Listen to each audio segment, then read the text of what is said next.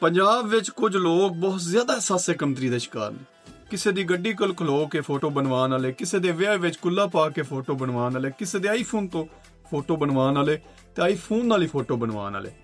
IPhone ਉਹਨਾਂ ਦੇ ਹੱਥੇ ਵਿੱਚ ਹੁੰਦਾ ਤੇ ਇਹ ਡਿਜ਼ਾਈਨ ਹੁੰਦਾ ਉਹਨਾਂ ਦਾ। ਨਾ ਪਤਾ ਲੱਗਦਾ ਹੈ ਕਿ ਭਾਈ ਮਾਜ਼ੂਰ ਹੈ ਕਿ ਮਜਬੂਰ ਹੈ।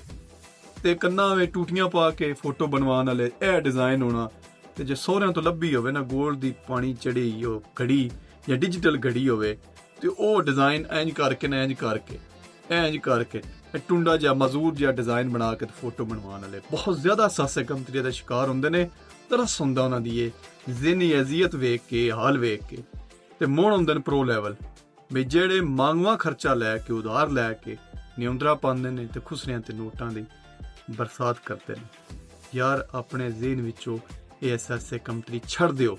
ਤੁਸੀਂ ਪਿੰਡਾਂ ਵਾਲੇ ਹੋ, ਆਪਣੇ ਪਿੰਡਾਂ ਵਾਲੇ ਹੋਣੇ ਤੇ ਫਖਰ ਕੀਤਾ ਕਰੋ। ਇਹ ਅਹਿਸਾਸੇ ਕਮਤਰੀ ਤੋਂ ਹੋਵੇ ਸ਼ਹਿਰ ਦੇ ਲੋਕਾਂ 'ਚ, ਜਿਨ੍ਹਾਂ ਨੂੰ ਲੈਣ ਵਿੱਚ ਲੱਗ ਕੇ ਆਟਾ ਲੈਣਾ ਪੈਂਦਾ, ਜਿਨ੍ਹਾਂ ਨੂੰ ਸਿਰਫ ਬਿਰਯਾਨੀ ਲੱਭਦੀ ਹੈ ਦਾਤਾ ਦਰਬਾਰ ਤੋਂ ਜਾ ਕੇ।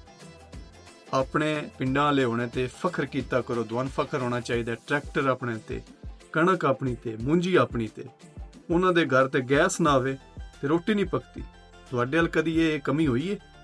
ਇਹ ਅਹਿਸਾਸੇ ਕਮਤਰੀ ਆਪਣੇ ਜ਼ਿਹਨ ਵਿੱਚੋਂ ਕੱਢ ਦਿਓ, ਛੱਡ ਦਿਓ। ਵੱਲਾ ਅਗਰ ਕੋਈ ਬੰਦਾ ਤੁਹਾਡੇ ਨਾਲ ਇਸ ਬੁਨਿਆਦ ਤੇ ਤਲਕ ਤੋੜਦਾ ਪਿਆ ਨਾ ਕਿ ਉਸਨੇ ਤੁਹਾਡੇ ਕੋਲ ਉਧਾਰ ਮੰਗਿਆ, ਤੁਸੀਂ ਉਹਨੂੰ ਉਧਾਰ ਨਹੀਂ ਦਿੱਤਾ, ਉਸ ਦਾ ਵਿਆਹ ਹੈ ਤੇ ਤੁਸੀਂ ਉਹਦੇ ਵਿਆਹ ਤੇ ਪਰਚੀ ਨਹੀਂ ਸੱਟੀ, ਤੇ ਉਹਦੇ ਨਾਲ ਬਿਲਕੁਲ ਜੋ ਸਾਹਿਬ 100% ਤਲਕ ਉਸੇ ਟਾਈਮ ਤੋੜ ਦਿਓ। ਕਿਉਂਕਿ ਉਹ ਇਨਸਾਨ ਹੈ ਜਿਹਨ ਸਿਰਫ ਦੌਲਤ ਨਾਲ ਪਿਆਰ ਹੈ, ਝੂਠੀ ਸ਼ੋਹਰਤ ਨਾਲ ਪਿਆਰ ਹੈ। ਉਹ ਕਦੀ ਵੀ ਤੁਹਾਡਾ ਦੋਸਤ ਨਹੀਂ ਹੋ ਸਕਦਾ। ਉਹਨਾਂ ਆਖੋ ਬਾਈ ਤੂੰ ਜਾ, ਜਿਹਦੇ ਜਾਣੀ ਜਾ, ਜਾਂਦੀ ਹੈ ਤੇ ਜਾ, ਸਾਨੂੰ ਨਹੀਂ ਹੈ ਪਰਵਾਹ।